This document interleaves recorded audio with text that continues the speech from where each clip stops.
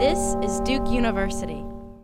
Tell me, what stands out to you from your time at Duke? Well, we had great teachers. We had wonderful teachers. They ranged from the very severe and non-communicative, and sort of scary. They were great. They were entertaining. When you come from undergraduate, you're really sort of thrown in the deep, and it's like a very different process. Nobody's looking over you, and so there was a little adjustment time, I think, for me.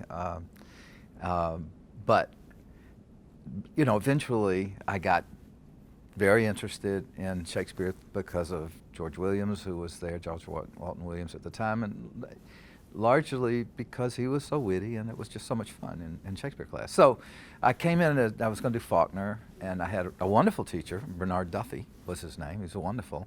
But we were doing Sound and the Fury, and he kept talking about how Faulkner was sampling Shakespeare all the time, and I guess I finally thought, well, if Faulkner is so into Shakespeare, I'll be into Shakespeare too. So but at the same time, I had George doing a great job. You hold workshops and seminars about teaching Shakespeare. You've written a book on the subject. Talk about how you approach teaching Shakespeare. Okay, you open any edition of Shakespeare that's complete works, and it's going to be double columns on each side, right?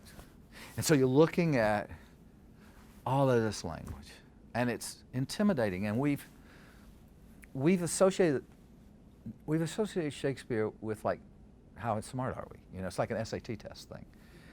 Because the first thing we do is we show students that stuff in those columns, and yeah, I guess if you know it, some of it already, and some of our best students certainly can manage the columns. But that's not the way that text was first looked at. The first people to see that text were actors. And those actors weren't asking themselves, they were figuring out how to use the text.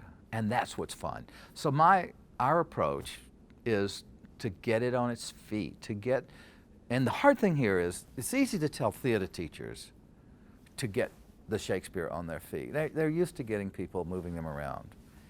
The problem is they don't teach Shakespeare in theater courses. They teach it in English courses. Getting English teachers at both the high school level and the college level to have the confidence to say, well, let's take a look at this. Is this a dagger I see before me, right? So he sees this imaginary dagger, right? Is this a dagger I see before me? It's handled toward my hand, right? Okay. The word this. If you, it's one thing to read it, but if you get a kid up and you go, well, look, it's an imaginary dagger. Where is it? And he goes, oh, it's over there. I said, then you go, okay, say the line. So if he imagines it's way over there, and he goes, he realizes this doesn't work.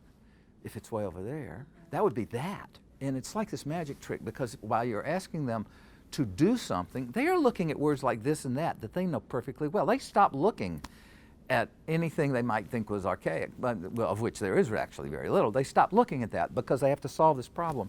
We can do this with kids easily. Whenever we do workshops, we've got them to. It's teaching high school teachers to feel confident doing that kind of work, looking at the stage directions, and trusting that getting through one scene where everybody's really got it is worth studying the whole play. I always say, look at the Cliff Notes. I don't care. I don't care. Look at it. You get the joy of this moment, and we got you.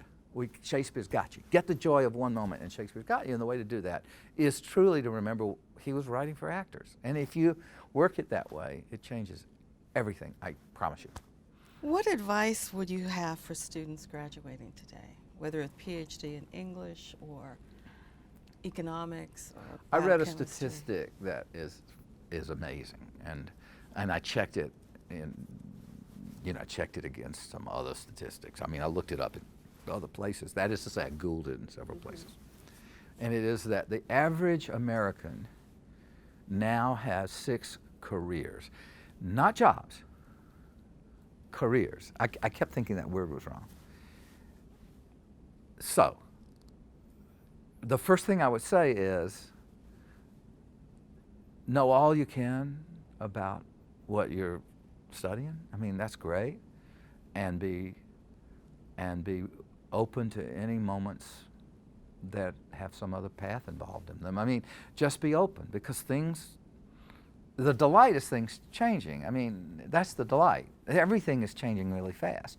And what you got if you graduated from here is you have all the necessary skills of research and expression and discipline, which means you're going to be great at whatever you were working on, and that would be wonderful. But you also have to realize that whatever you're working on is going to be shifting really, and you have to just be joyous about that. You've got to go, great, let's try that too. I think that, and I mean, I'm speaking out of my own experience. The thing I do that I still love the best is teach. But I direct, I helped build a building, I did a lot of other things, and it was, I had a professor at Duke. He said to us, to one of the classes, he said, my advice to you for your careers is, if someone asks you if you can do something, you say you can do it. He says, and maybe you don't do a very good job the first time, but the next time you have to do it, and someone says, have you ever done this? You go, yeah, I've done that.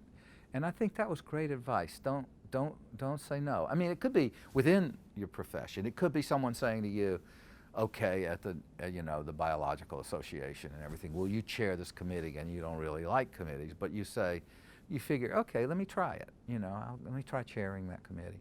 Because when the thing is all over, you know how to chair a committee. And you know what? There are committees in lots of different areas, right? So you've learned that. I don't know. That's it's be very attached to what you do. Love what you do, but be very open to detours, because sometimes they turn into highways.